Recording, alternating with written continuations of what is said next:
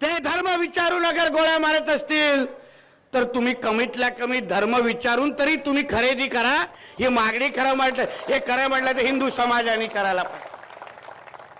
दुकानात उभा राहिल्यानंतर विचारा, बाबा तुझा धर्म काय?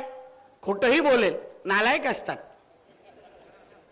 स्वतःच्या बापाचे होत नाही तर बघा त्या औरंग्याला स्वतःच्या कुटुंबाला संपवलं, स्वतःच्या सख्या भावाला बापाला मारलं. ते स्वतःच्या बापाचे भावाचे होत नाहीत ते तुमचे काय होणार याचा विचार करा.